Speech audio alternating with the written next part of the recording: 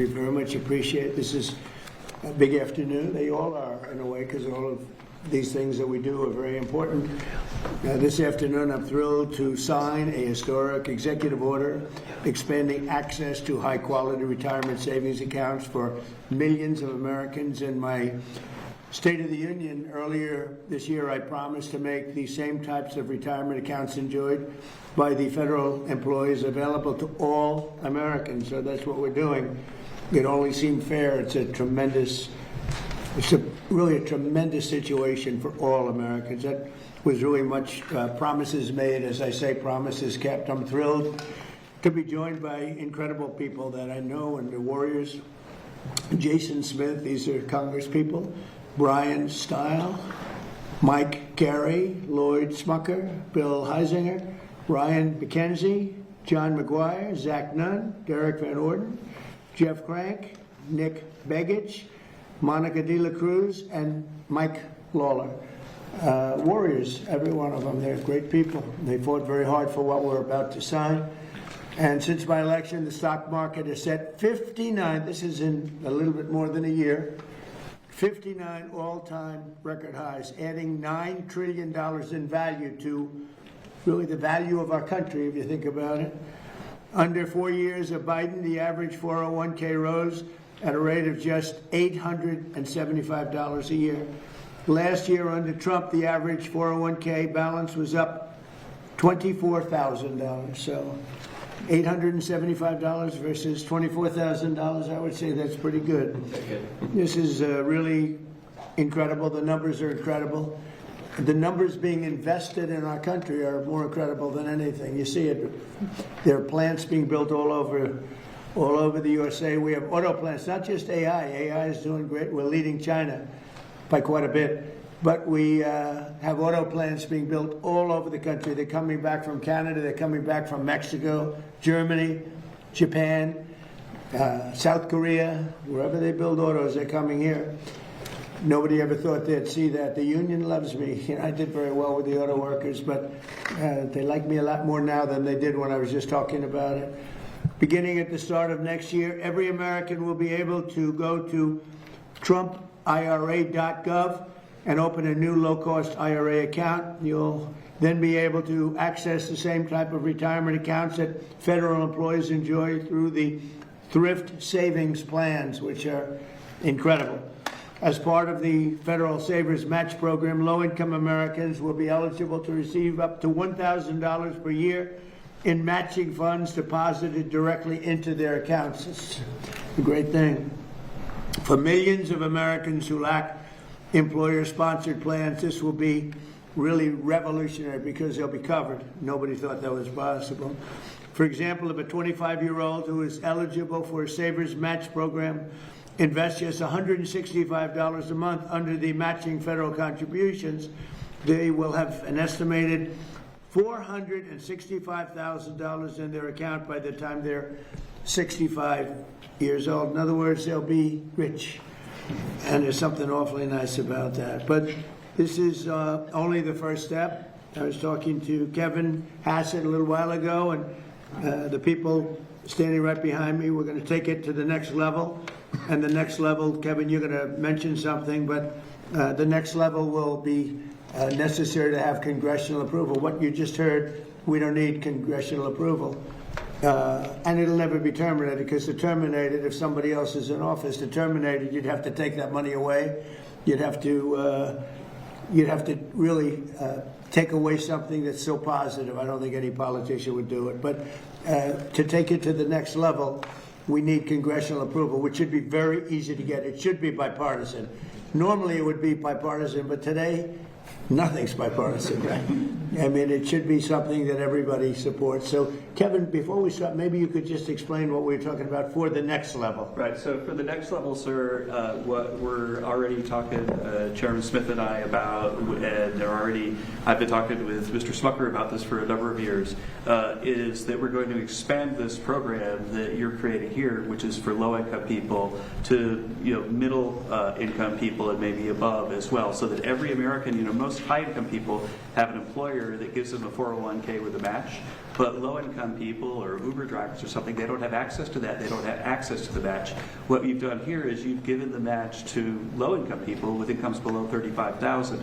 But we think that there are a lot of people, even who make more than that don't have many assets for retirement. And so we're working with Congress to significantly expand this program, and are looking forward for legislation this year to expand this. And also the Trump accounts, you remember, with Michael Dell and Susan and the group that we had, are setting records. We have the numbers. 5 million signups right now, sir. 5 million signups in a short period of time, far above what we thought even possible. So congratulations to everybody that got that started. Michael Dell put in $6.25 billion. That's a lot. So he put in a lot of money, and he's going to do more too. But they were very responsible. So I just want to let you know, it's like record. You are even surprised by that number, I think, right? I don't know if we can do that kind, but it's really way beyond what anyone thought. It's great. And we're going to be doing the same thing, I guess, in a certain way for older people. Grown-ups. We're going with a plan that if it works, has to get approved by Congress, but That's right. we think it'll get approved. It'll be fantastic for the country. Let's go. Will, do you want to start? Sure. Some other things, and we thought we'd let these great people from Congress and beyond, or below, I guess I could say. So first, sir, this is the IRA executive order that you just mentioned. Okay. This establishes the retirement accounts with the federal match for eligible people, as you said in your speech and as Kevin explained. This is a big step forward. It's going to provide access to high-quality retirement accounts to a lot of Americans who don't currently have access to such accounts. Okay. There it is. That's nice. Great. Thank you very much, everybody.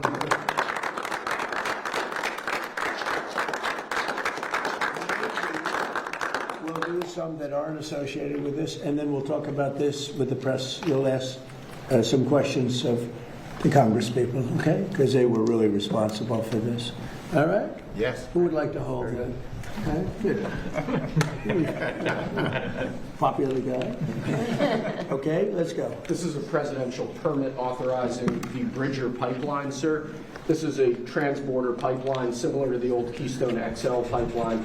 It'll significantly expand our ability to move oil around North America, oil and gas around North America. It's a huge deal in terms of long-term energy dominance and energy security. Slightly different than the last administration. Very different than the last They wouldn't sign a pipeline deal, and we have pipelines going up. And by the way, they're way underground.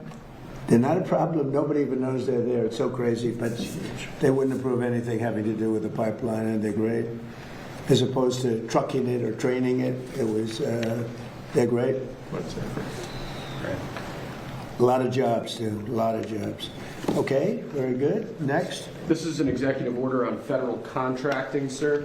Many federal contracts currently operate on a cost-plus basis. This provides oftentimes weird incentives for contractors, leads to cost overruns, costs the federal government a lot of money. What this executive order does is it establishes a fixed price contract as the default in most federal contracts. This aligns the federal government with what would typically exist in the private sector, and we believe will continue to drive down fraud and abuse in federal contracting government-wide. Would anybody like to object to this? Absolutely not. You're fighting for this one, too.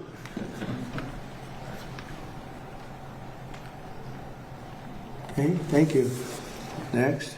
You previously announced that we were withdrawing Casey Means as the Surgeon General, sir, and appointing Dr. Safir, or nominating Dr. Safir in her place. Yeah.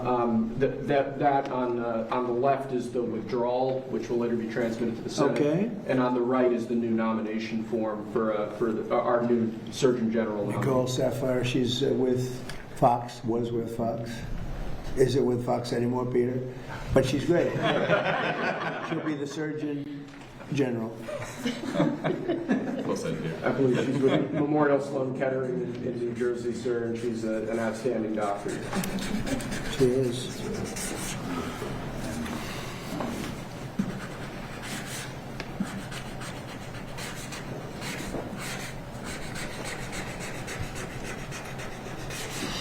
I just don't know how Biden used the auto pen. There's so many, really, there's so many things to say. He'd say, here, please take this. It's crazy. All 4 years was crazy. Okay.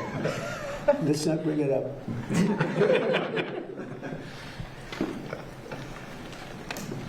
She's going to be great. Surgeon General. Thank you. This is a proclamation declaring this weekend to be National Fallen Firefighters Memorial Weekend. Awesome. As you know, firefighters do an incredibly difficult, dangerous job, help keep us all safe. This is a proclamation honoring their sacrifice and remembering those who have fallen. Great. That is fantastic. Everybody likes that? You bet. Okay. Firefighters. That one deserves a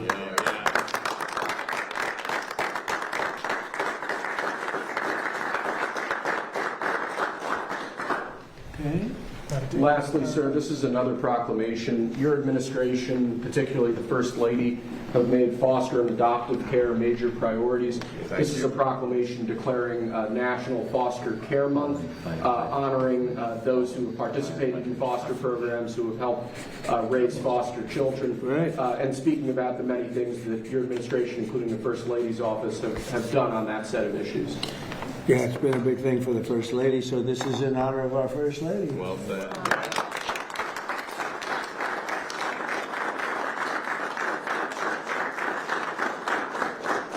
I spent time. That's all it's got, sir. I spent time in foster care. Oh, that's great.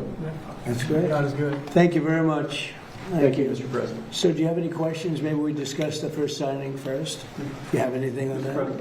Mr. President, Please. how is this going to help small business owners? Do you think this is going to inspire more people to go into small businesses that might be reluctant earlier, for IRA, to have their IRA? This is going to help Well, give I'll them. tell you, small businesses now are thriving. And as you know, more people are working right now than at any time in the history of our country. We're doing great.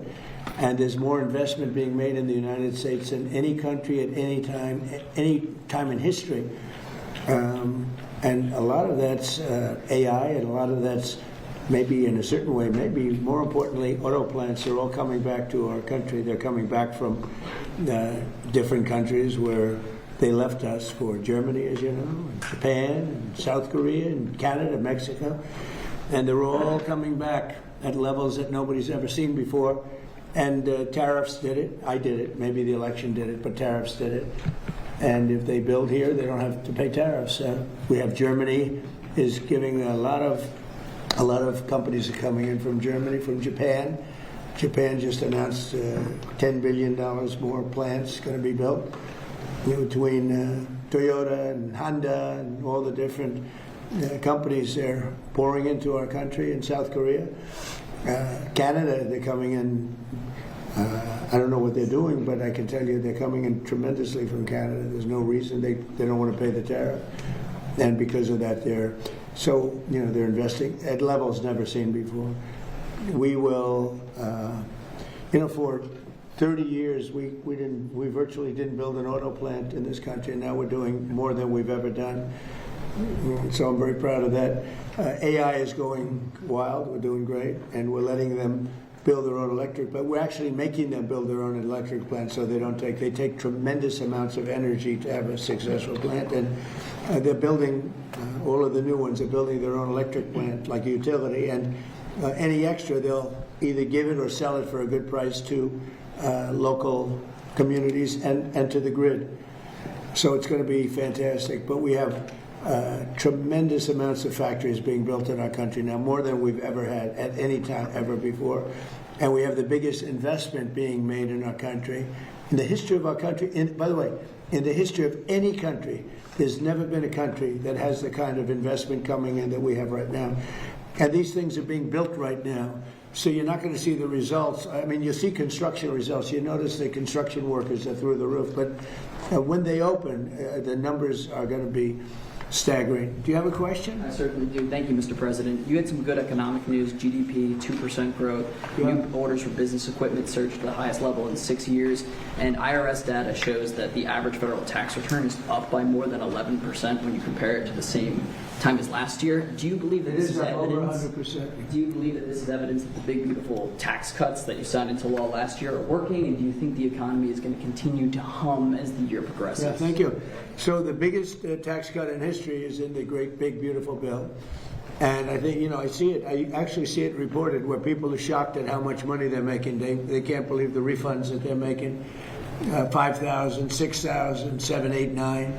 I saw one last night on television, 11,000 more than she thought she was going to get. And it's no tax on tips and no tax on overtime, no tax on Social Security for our seniors, no tax on social, nobody can believe it even. And the numbers are far greater than they thought. People that thought they were going to make an extra $500, turns out they're making an extra $5,000. So it's been really great, yeah. And that's going to carry forward. Look, the country's doing really well. And that's despite a military operation. I don't call it a war.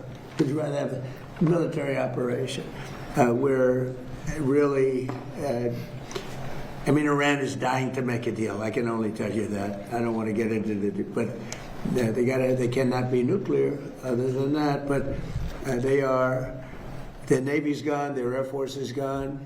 Every ounce of any form of equipment practically is gone. Their drone factories are about 82% down, and their missile factories are almost 90% down.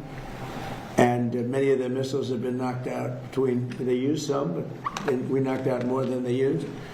And it's pretty amazing what's happened. They want to make a deal. But despite the fact that we are in what some people would call a war, we just hit a new high today on the stock market. We have S&P is through the roof. They're through the roof.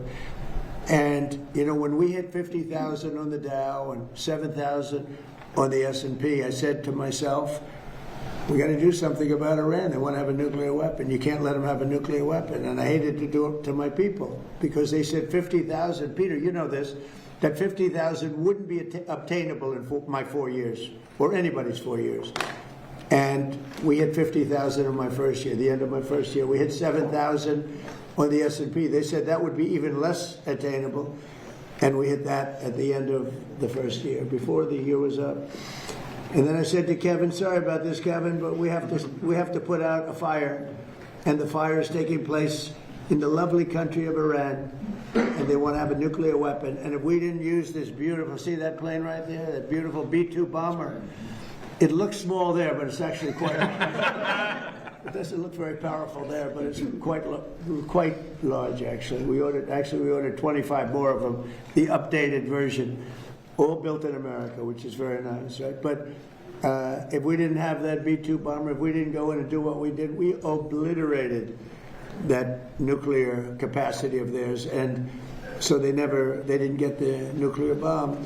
If we didn't do that attack, should have been done long before I came along by other presidents or by another country or something. But it should have been done long before I came along. But they are in very bad shape. And they've got nothing going, including leadership. Their leaders are gone. Now they have a whole new, their first string leaders are gone. Their second string leaders are gone. Now we're dealing with their third string. But we'll see what happens.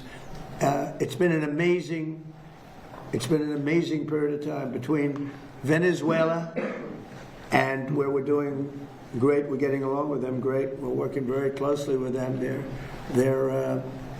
They're doing more oil now than they've done in many, many decades, actually. And they're making more money, and so are we. It's like a joint venture, to be honest. And we've paid for the attack many times over. The attack, something you've never heard before, probably. I always used to say to the victor, belong the spoils. But we've paid for the attack, which is always expensive.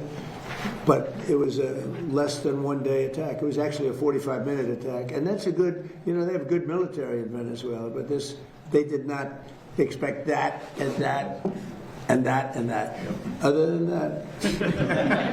But when these suckers come at you at 2,500 miles an hour, at 25 feet off the ground, you say, this is not what I bargained for. This is no good. Anyway, and now, Venezuela was amazing, but now we're doing essentially, it's larger, but we're doing essentially the same thing in Iran. Can't let Iran have a nuclear weapon. And their economy is crashing. The blockade is incredible. The power of the blockade is incredible. They're not getting any money from oil. And hopefully it can be worked out very soon. Yeah. Iran is proving to be very stubborn. The talks seem like they are stalled. Are you getting antsy to break the ceasefire?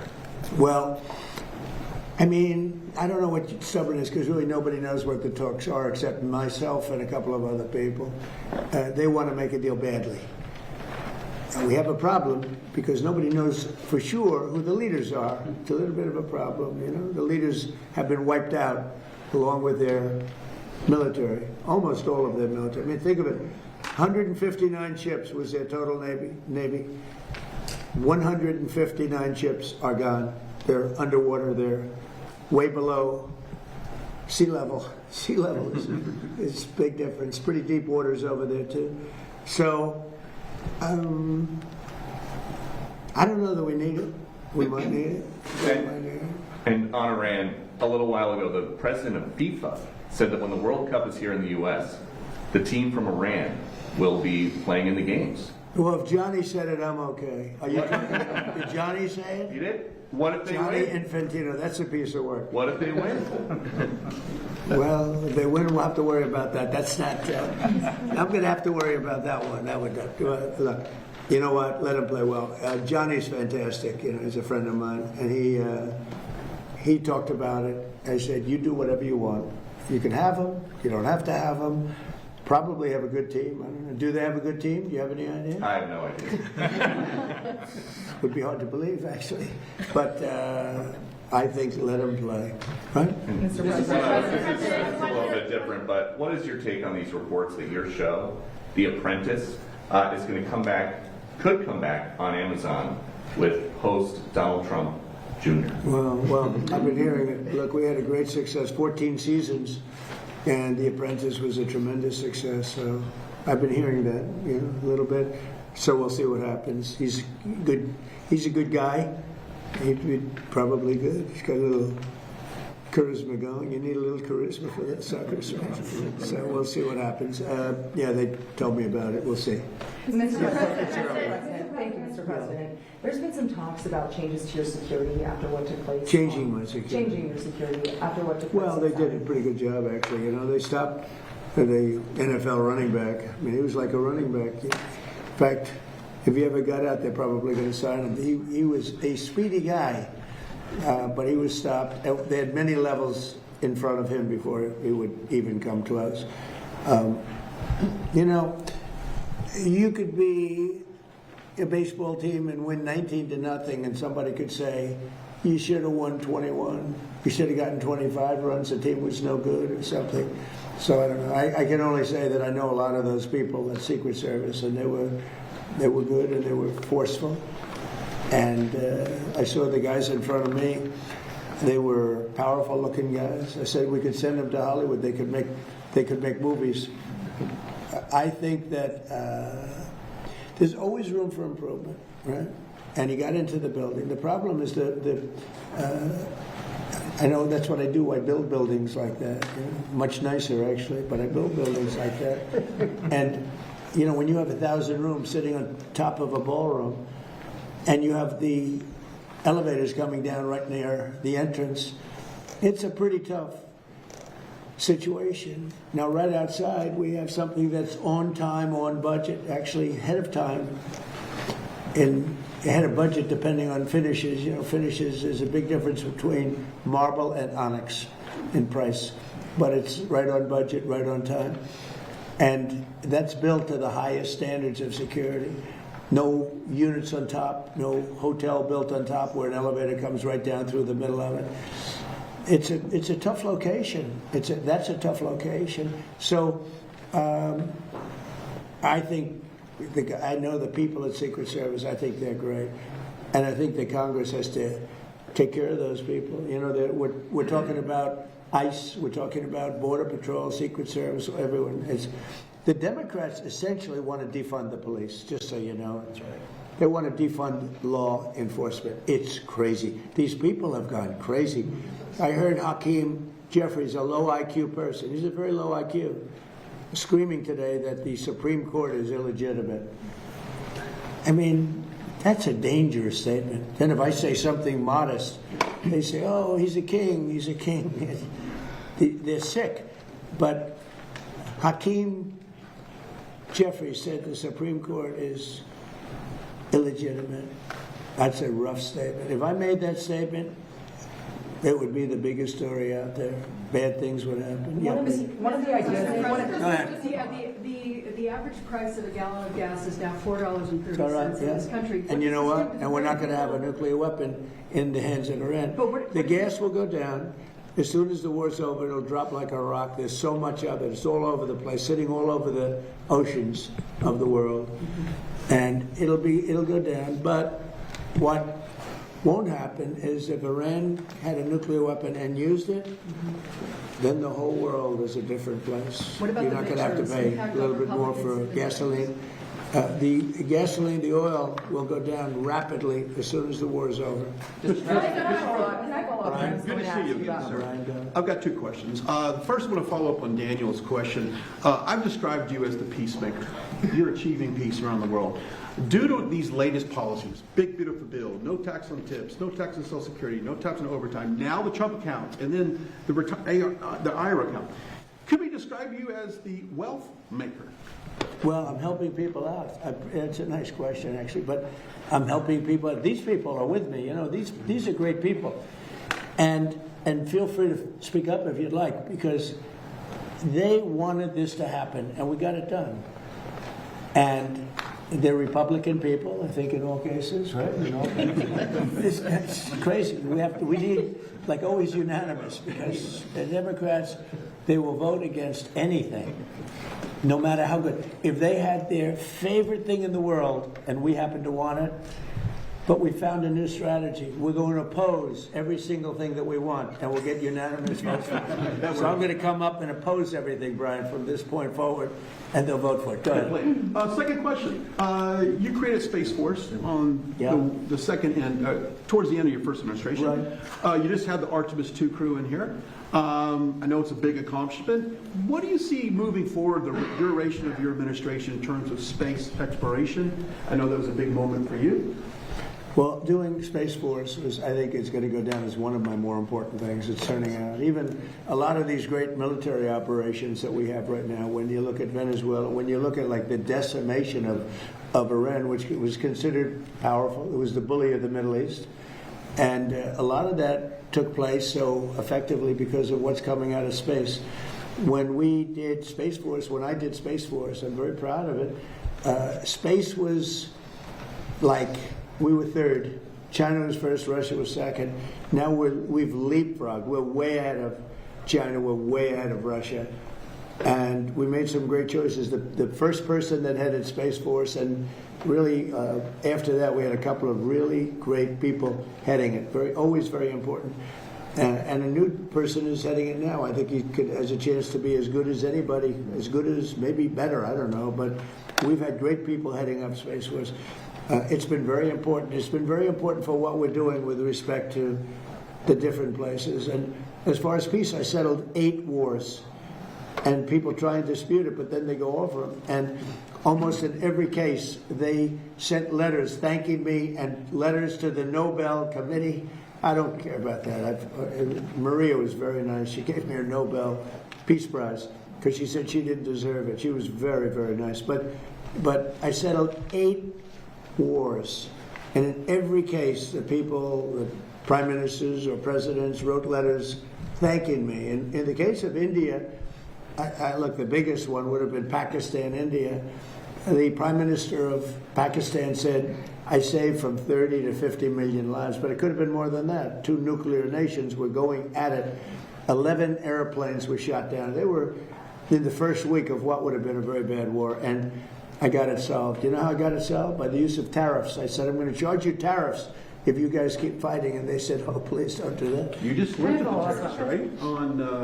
You just lifted some tariffs on whiskey? Is that correct? Yeah, what I'm doing is for as long as I've been here, they've wanted to, Kentucky, which is a great place, and where I also won, Jason, by a lot.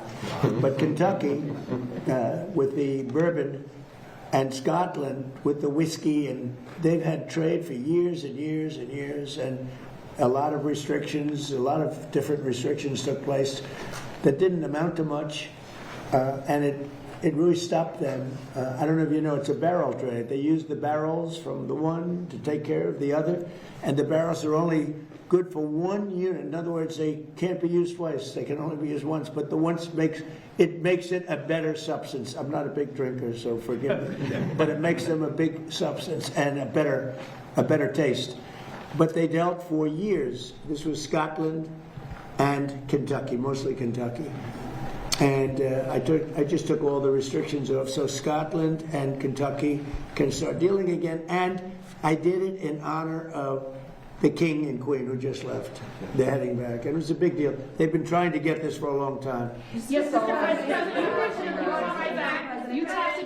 you talked about possibly pulling out some troops out of Germany. Would you be considering the same thing for Spain and Italy? I mean, they haven't been exactly on board. Yeah, probably. Yeah, I probably will. Why should I? Look, why shouldn't I? Italy has not been of any help to us. And Spain has been horrible, absolutely horrible. It's NATO. It's not even the fact that they're bad. It's one thing if they said nicely, or if they said, okay, we'll help, but the help's a little slow. But the level, and we helped them with Ukraine. They made a mess out of Ukraine, a total mess. And we helped them with Ukraine. Ukraine has nothing to do, we're an ocean apart. It has to do with them. It's like for them, it's their front door. We help them. And Biden gave them $350 billion, which was insane. It's one of the reasons the war went on. But when we needed them, they were not there. We have to remember that. And so if we ever have a big one, because we didn't need any help with Iran. We had Iran right from the first day. It was over. It was over. And now it's even more so. We're so locked and loaded if we want to do. But we didn't need the help. And to a certain extent, I asked them, I didn't need the help, but I said, yeah, we'd love to have you help, because I wanted to see if they do it. And they, in all cases, they said, we don't want to get involved. And the amazing thing is they use the Strait of Hormuz. We don't. We don't use it. We don't need it. We have a lot of oil. Well, wait a minute. Oh. And they use it. We don't. And you would have thought they would have said, we would love to help you. But they didn't, which I think was a verse. And Germany, I mean, he's doing a terrible job. He's got immigration problems. He's got energy problems. He's got problems of all kinds. And he's got a big problem with Ukraine, because they're in that mess. And he criticized me for doing the whole thing with Iran. But I said, would you like to have a nuclear weapon in the hands of Iran? He said, no, I don't. I said, well, then I guess I'm right. He didn't have any answer to that. The bottom line is, for this world, for our country, but certainly for Israel, the Middle East, and Europe, much closer, you cannot let Iran have a nuclear weapon. And if you agree that Iran can't have a nuclear weapon, which most people agree, almost everybody, it should have been done a long time ago. But if you agree they can't have a nuclear weapon, then what I did has been executed perfectly, because our military has decimated them. Yeah, please go ahead. Mr. President, two questions for you. Alina Shirazi from the Daily Mail. You have called this the new regime before in Iran, but I speak to Iranians on a daily basis, and they tell me that these are the same people that have murdered them, executed them, repressed them. I talked to them through the blackout, and they wanted me to ask you this question. And second of all, Secretary of State Marco Rubio, how come he's not involved in these conversations? Oh, he's very much involved. Marco is he's negotiating with them all the time. Look, Iran killed 42,000 people over the last 2 months, protesters. They were going to kill 8 women whose lives I saved, and I appreciate that they didn't do it. I asked them not to do it. They didn't do it. they were getting ready to hang the women. They were going to hang 8 beautiful women that were, I mean, it just caught the imagination of a lot of people. People were talking about it. You know, it was inconceivable. You saw those 8 beautiful people, and they were going to be executed that evening. This was a week ago. And I got on the phone very quickly, and I said, don't do it, don't do it. The whole world is watching, don't do it. And they didn't do it. I appreciate it. I guess 4 were released, and the other 4 are going to be released in a month. They were ready to be executed that night. So they take a tough, you know, they knocked out the wrestler they killed. They killed the wrestler's teammates. He was a world champion wrestler, too. He was a great wrestler, great, talented wrestler. They killed him because he protested, he spoke. He wasn't wrestling. What he did is he spoke negatively about the regime, and they killed him. They executed him along with his friends. They killed 42,000 people. So when you say about, they say that I do the same, I don't do the same. I'm trying to save that country in a certain way, and nobody's ever seen it. Think of it. They killed 42,000 innocent, not weapon-carrying people for protesting. 42,000, and the number they say is a lot higher than that. There's a rough group, but we have decimated them, and their economy is a disaster. So we'll see how long they hold out. We'll see. Mr. President Trump, Saudi Arabia is pulling the plug on Live Golf. Once that tour is gone, do you think the PGA Tour should welcome the defectors back with open arms?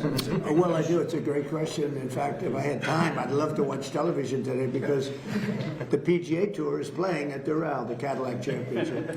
And I said, who's winning? I don't get a chance. I can't even look at it. Jordan Spieth was in the lead earlier. Who is? Jordan Spieth. Oh, that's good. He's good. Great guy. Good putter, to put it mildly, right? He's a very great guy. Chipper putter. No, it's they're at my tournament right now, the PGA. In 2 weeks, Liv is going to be at my course right here on the Potomac. No, I'd love to see Liv, but I do believe that all of the golfers should be playing, the great golfers should be playing against each other. I do believe, you know, it's sort of, and they were viewing something as a monopoly, but it's in a way, it should be the opposite of a monopoly. I want to see Rory playing Bryson DeChambeau. I want to see Big John Rahm playing Scotty, who's so great, right? Scotty Scheffler is great. And I want to see him play John Rahm and Bryson and all the different guys. They have great players on the Live. But it's almost like people want to see that. That's why the Masters was so good, because you saw everybody together. Patrick Reed played great. You know, he's on Live and he played great. And they all did. They all played. They're great players. I play with them. They're very good. When I think I'm a good player and then I play with them, I don't think I'm that good. You know? But there's something nice about all of the players playing together. Now, they'll all be accepted by the tour. There's no question. Because they're great. If they weren't, you know, but the tour really will.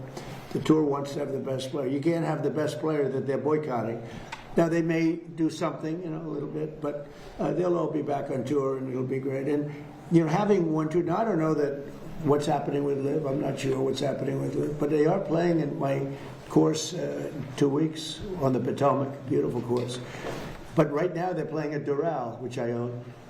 And if we end this early, I'll be able to watch for about 3 minutes before I get back onto the economy and every other subject that we have, including Iran. We're doing so well with Iran, so I think so. I just want to follow up. Yes. Thank you so much, Mr. President. Jennifer Schonberger with Yahoo Finance. Question on clarification of the Trump IRAs versus a regular IRA. Right. Does it come down to the difference of a federal match? Who would qualify for that? And secondly, do you have any reaction to Federal Reserve Chair Jay Powell staying on the Board of Governors? Were you prepared to take any action on it? No, I don't care. If he stays on, he stays on. That doesn't. I just wanted to make sure that Kevin became the head. It's very unusual that they stay on. You know, I predicted he would, because you know who's going to hire him, frankly. So I predicted he would stay on, but well, you know he's a negative. I think he's a negative force. The thing that angered me about him more than interest rates was the fact that he could allow a building to cost billions of dollars more than it was. I could have built that building. I could have renovated and fixed that building, which is what I do. I always did well with it, for $25 million. They're going to spend maybe $4 billion. It's not even close to being opened. You know, Kevin, who's going to be fantastic, I don't know if he's going to have an office. I'm going to have to put him right here. I'm going to give him that. We'll cut the oval in half. I'll give him half of the oval. No, it's, I think I'm very happy about Kevin. I think he's a star. And the other Kevin, we're going to talk to you. Could you answer her question? Yeah, sure. It's a great question, and the match is a super important part of it, and it's one reason why we're calling on our friends here to potentially expand it so that right now the match is capped at $35,000, but there's a whole academic literature that this match has a big effect on people's willingness to save and their long-run welfare. And so the differences really are the match. We're creating the TrumpIRA.gov website, so it'll be really, really easy for people to have access to private companies that have to follow the TSP rules that are really low cost and so on, so that they'll get the best possible investment. And finally, you've noticed that Michael Dell has given money, promised money for the Trump accounts. We've also made it clear that the Trump IRA charities can contribute to other people's accounts as And I well. imagine this will boost the stock market and economy Yeah, further. oh, yeah. Do you want to mention phase 2? We're doing phase 1 today because I can do that without Congress. But phase 2 is going to be something that would be unbelievable. Do you want to just give a little summation? We'll be going back to Congress to ask for this. Right, so the basic headline is that if you look at the huge success of Australia in their retirement savings accounts, that we're working with the Treasury Secretary, he and I, and Jason Smith and other members of Congress to come up with something that's pretty close or in the direction of the Australian system. Or better. Or better. No, they had a couple of little glitches that we'll get rid of. But there's absolutely no contemplation of harming Social Security in any way. This is meant to be an add-on for that. It'll be very exciting. It's going to be great. We'll be pretty quick. Pretty fast. We're going to move pretty fast. Can I follow up? Something that we talked about. Something that we talked about a couple weeks ago. There's all these missing scientists who had access to classified material. A bunch of them have turned up they're either missing or they have turned up dead. Have you been briefed yet about whether or not these cases are connected? Yeah, I have. And can you tell us if they are connected? Well, so far, I mean, they're individual. We have a lot of scientists, so when you see, you put together 10, it's a lot, but it's, a very small number compared to what overall. We have a lot of scientists. I was asking that question, thousands, hundreds of thousands of scientists. So, some of them that we looked at are very sad cases in some cases. Some were sick. Some left this earth self-inflicted. Some had other things. So far, there's not a major, there sometimes is a little bit of a connection anyway, and you say, oh, this is a terrible thing. But so far, we're finding that there's not much of a connection. We'll let you know. We're going to be doing a full report on it. It's very serious stuff. I just want to follow up on my question earlier. Have you been informed if the Secret Service agent who was shot on Saturday, if that was from friendly fire or if it was from the suspect? Well, they say it was not friendly fire. So you're hearing that it's from... Well, that's what I heard. I heard that. They said it wasn't friendly fire. Okay, It was actually reported. Do you read the reports? Because it was actually reported. Yes, sir. I read through the DOJ memo. Yeah, but, well, then why do you ask me the question? I don't believe it said that the agent was struck by... I'm just saying they said it wasn't friendly fire. And he hasn't been charged It wasn't yet. us. Okay, and he hasn't been charged yet with that. Of course, that could come. I want to follow up on the security changes. Is there talks about you potentially wearing a bulletproof vest moving forward, given you have now been shot at? I don't know if I many can times? handle looking 20 pounds heavier. These guys, they look so good. Some of these guys are physical specimens. Some of these guys have traveled. They say, get him away from me. I don't want to be near him. No. If you want to gain 20 to 25 pounds, get a vest. And frankly, the vest did an amazing job because it took a bullet close up. And he didn't even want to go to the hospital.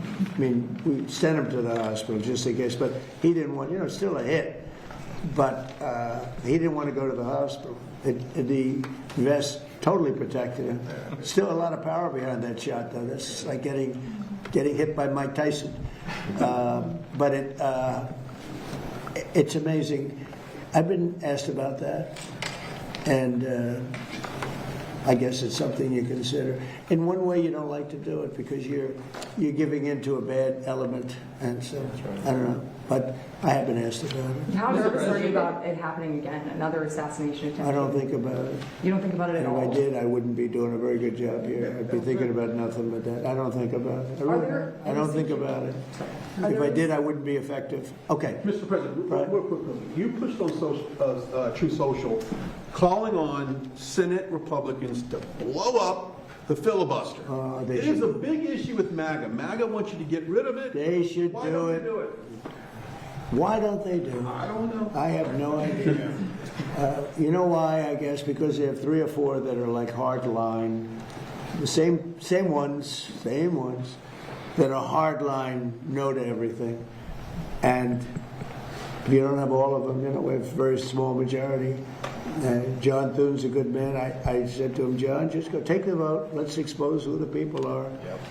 But, if we got rid of the filibuster, we could vote on the Save America Act, voter ID. You act so good. I love this. He's a great guy. Even though I don't love his girlfriend too much, okay? I won't tell you who the girlfriend is. But I like him, and I've always liked him. It's great that he hasn't changed. But Brian, I think here's the problem. It's not even imaginable to me why. And people are angry about it. I'm talking about Republicans are angry about it. The filibuster should be terminated.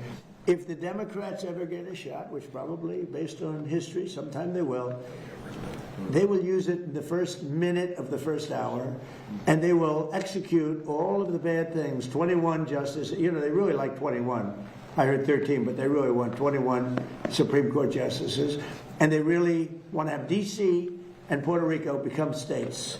That would mean automatic 4 senators go into the Democrat column. And there's not even a chance that they don't do it and do it immediately. Now, with that knowledge, because you could argue whether it's good or bad, but I don't think it's that much of an argument, frankly. But you could argue, with that knowledge that they're going to do it immediately, why wouldn't you do it as a Republican? Correct. Unless you have bad motives, almost. But if we did it, we could pass one bill after the other. We could pass laws and acts and things that we never even dreamt of passing. And you know what else? We wouldn't lose for 50 years. If we terminated the filibuster, we would have a 50-year run. You'd stop cheating. I mean, look, they're professional cheats, and they're great at it. That's what they're best at, because you can't get elected with their policy. You can't get elected with men and women's sports, with transgender mutilization of our children, with open borders for jails to be dropped into our country, and mental institutions, and drug dealers and murderers. Think of it, 11,888 murders come into our country. Nobody even talks to them about it, right? We got a lot of them out because of, you know why? Because of ICE, which they don't want to fund. They're defunding our police. When they defund ICE, and with Border Patrol and Secret Service, they're defunding our police. The same thing as they're doing with an officer on the street corner. So why the Republicans Senate doesn't just sit in there and just do it and take a negative vote and do it again and again like the Democrats do. They go again and again. The war power. I'm negotiating a deal with Iran. And every week, every 3 days, they put in a thing that the war should stop. And people ask me, how the hell do you negotiate like that? You're destroying them. Every day I read, think of it, we militarily decapitated the country. And every day I read about how well they're doing militarily. They got nothing left. They're done. And yet I read in the New York Times, I see in that stupid CNN, which I only watch because you have to watch a little bit of the enemy. So I watch it for a very short period. But you have to be smart. And if you see CNN, you think they're winning the war. If you read the New York Times, it's actually seditious, in my opinion. You read the New York Times, you actually think they're winning the war. I read some of these columnists, but it all starts from the top. It's a terrible thing. So we're negotiating with them, and they read how well they're doing, and they're sitting in a cave, and all their leaders are dead. Everyone's dead around them. Missiles are all over the place. They have no Navy, they have no Air Force, they have no nothing. We can fly right over the middle of Tehran without being shot at because they have no anti-aircraft. They have nothing. And they're reading that they're winning the war. They're trying to figure it out. They get the New York Times, I guess, in some form. And they think we're crazy. But you know, I'm supposed to be negotiating, and they make you negotiate from weakness, not strength. But the difference is I don't care. And everybody knows the facts. We are decimating that country. I got a call today from another country that's more on our side than that Middle Eastern country, saying, sir, please don't hit them anymore. They're decimated. Please. He's actually helping them. He's actually saying, please. And yet the New York Times will tell you that they're winning the war. It's so sad. I hate to even say that, because when I say that, people out watching, they'll say, oh, maybe they are winning the war, just by the fact that I'm saying it. And it's so ridiculous. They're being decimated. We have the greatest military in the world. And one thing that's come out of this and Venezuela, some of the things that have happened, I rebuilt the military in my first term. Thank you. And did a good job. And also the first year of this term. We have the greatest military in the world. When I spoke with President Xi, when I spoke with President Putin, I have great respect for what I've done and what our military does. We have a military like no other. You know, when we attacked Venezuela, their equipment, none of it worked. It was all good equipment, but it was discombobulated. You know what that means? They pressed the buttons and nothing happened. They said, what the hell's going on? They heard that weird buzzing sound from way up high. It's amazing how great our military is. And for us to read, it's like the B-2 bombers right there. Late at night, 8 months ago, they went into Iranian territory, and Iran was waiting for them. And they were firing at the wrong targets. They were firing at their planes, but they didn't see them. And with no moon, dark at night, they dropped each plane at 2 bombs, 14 bombs. Every one of those 14 bombs went right down an air chute. Think of it. They followed the beam right into the chute.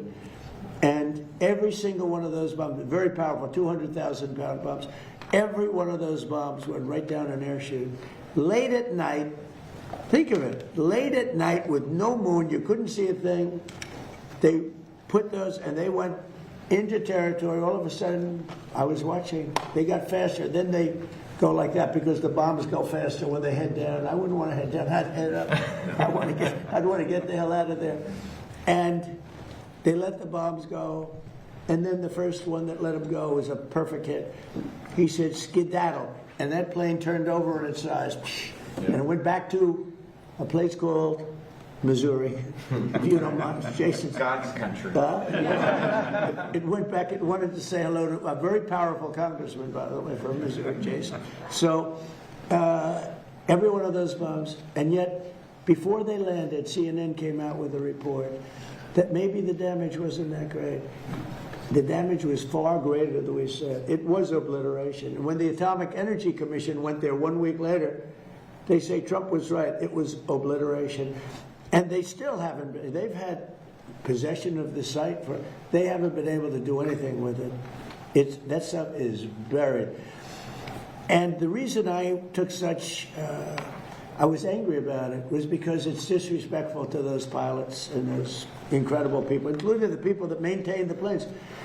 Those planes had to fly for 37 hours without stopping. They got the tankers. They had 3 tanker lifts, meaning they had to get refuel up in there. They never landed. They went all the way from Missouri to here and then back. Some went to Guam, which there are those that say that was a way of camouflaging the whole thing, because they followed the ones they thought the ones from Guam were not coming. They were going to take it easy at Guam. That didn't work out too well. But that was amazing. And the New York Times and CNN, they said, well, maybe the B-2 attack wasn't so good. Even to this day I hear it. because we want to get the nuclear dust. It's way down there. You need excavators and everything to get it. But we want to get it. We'll take it one way or the other. We'll get it. We'll either get it or we'll take it.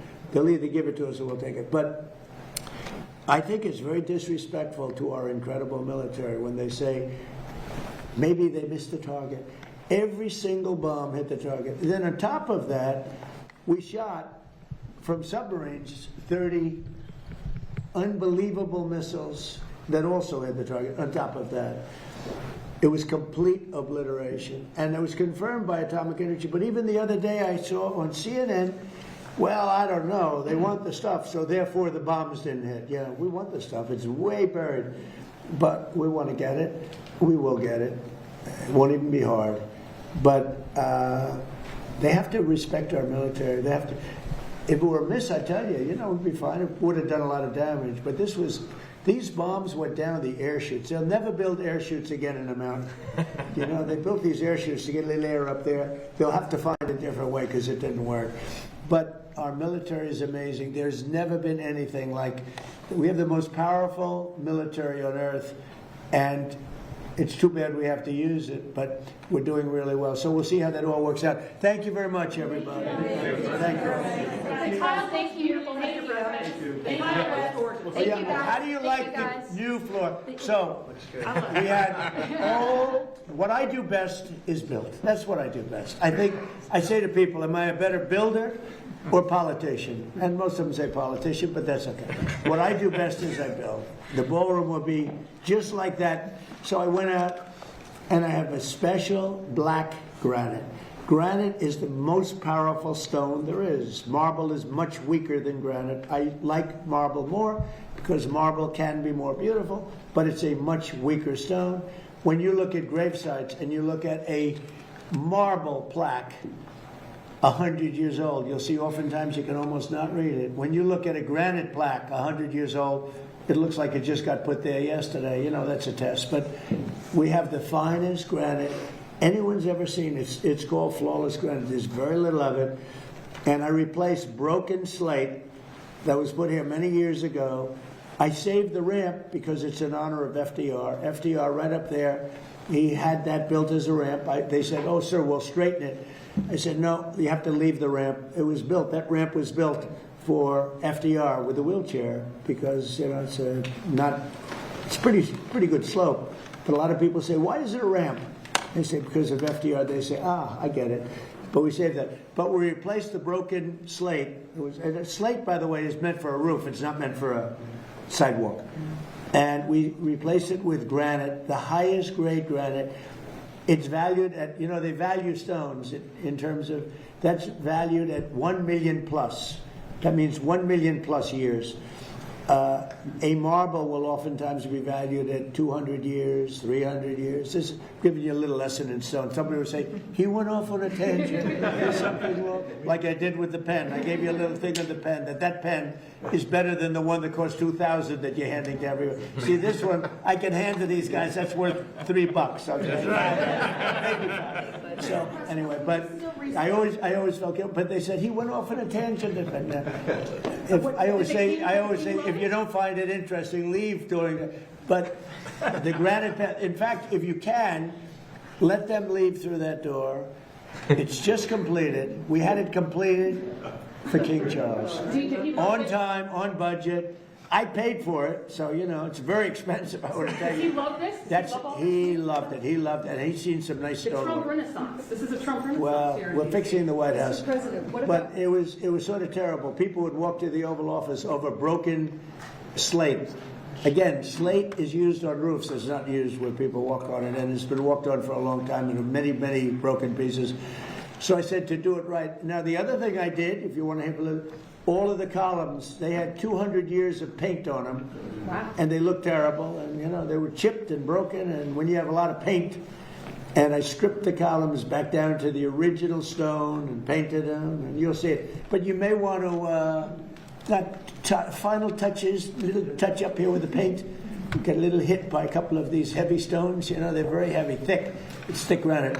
But that granite's valued at over 1 million years. So it was a lifetime. 1 million plus, that's your max. Why don't you walk out there and take a look, okay? I think you'll love it. And the company that did it, if you look at the setting, each point is perfect. So Peter, take a look. Tell your father if I did a good job.